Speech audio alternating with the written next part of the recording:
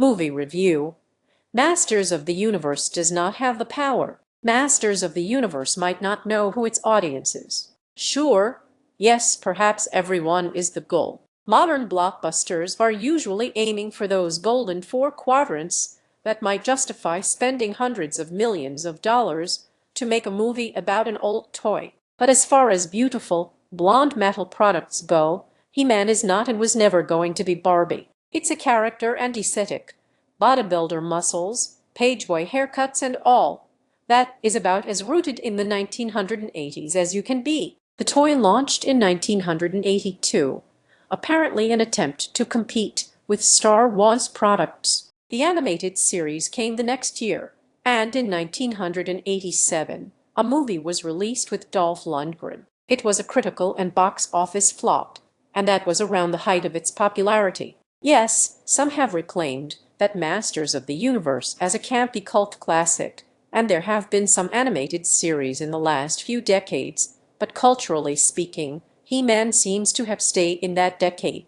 It's a relic that went the way of Saturday morning cartoons, aside from that meme set to What's Up by four non-blondes, which is referenced in the new movie. But even that's a little long in the tooth.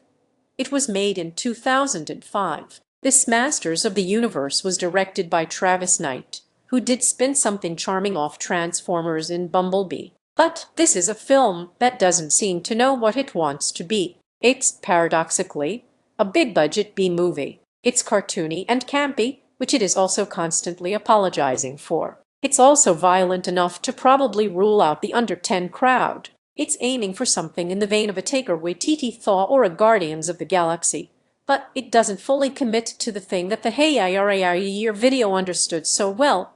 He-Man is extremely silly, not just the character. The whole thing.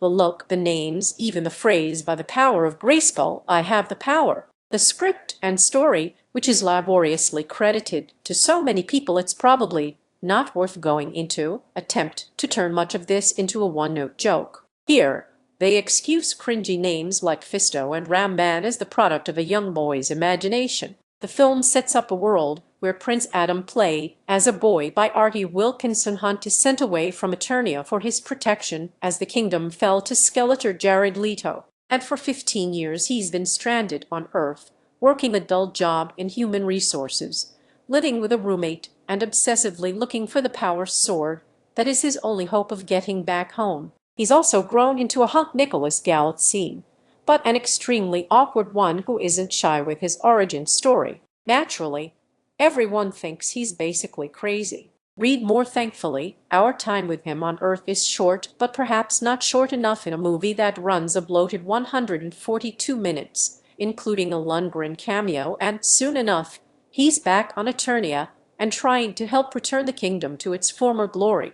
Everyone is very dismissive of him, including his old friend Teeler, who has grown into a Model Y warrior played with cool girl jadedness by Camilla Menz, until he figures out how to use the sword that instantly transforms him into a superhuman. It's difficult to stress how not exciting or dramatic this quick fix is. A large cast is doing the best they can. Gallant scene is quite awkward and sweet, but his character is deeply underdeveloped. Idris Elba brings some goofy gravitas to a fallen warrior whose confidence was shaken. As Skeletor, Leto has gone full camp with a theatrical British accent that reminded me less of Bane and more of Paul F. Tompkins' Andrew Lloyd Webber. This isn't a bad thing.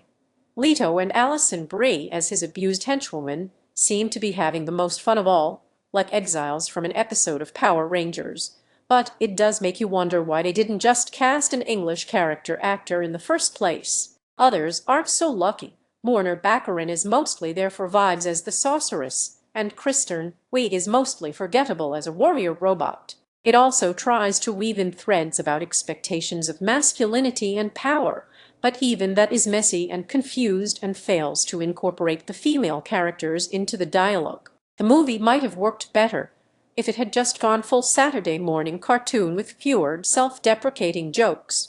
But that would have required more conviction about what everyone was making in the first place. Masters of the Universe, an Amazon MGM Studios release in theaters Friday, is rated PG-13 13 by the Motion Picture Association for sequences of violence and action.